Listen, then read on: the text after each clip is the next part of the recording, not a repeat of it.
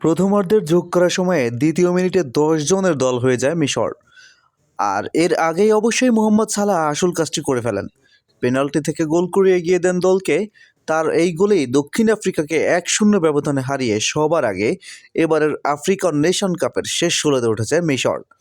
লিভারপুলের তারকা সালাহ পেনাল্টি থেকে গোলটি করেন ঠিক ৪৫ মিনিটে। দ্বিতীয়ার্ধের শেষ দিকে পেনাল্টির আবেদন করেছিলেন দক্ষিণ আফ্রিকার খেলোয়াড়েরা। মিশরের বক্সের মধ্যেও বল হাতে লেগেছিল তাদের খেলোয়াড় ইয়াসির ইব্রাহিমের, কিন্তু রেফারির দক্ষিণ আফ্রিকার পেনাল্টি সেই আবেদনে সাড়া দেননি। এবারের আফ্রিকান নেশন কাপে এই মিশরে টানা দ্বিতীয় জয়। এর আগে বি গ্রুপের প্রথম ম্যাচে জিম্বাবুয়েকে ২-১ গোলে হারিয়েছে তারা। সেই ম্যাচেও যোগ করার সময়ে প্রথম মিনিটে দলের জয়সূচক গোলটি করেছিলেন সালাহ। আফ্রিকান নেশন কাপের রেকর্ড ৭ বারের চ্যাম্পিয়ন মিশর, তবে মহাদেশীয় শ্রেষ্ঠত্বের এই ট্রফিতে এখনো চুমু আঁকাতে পারেনি সালাহ।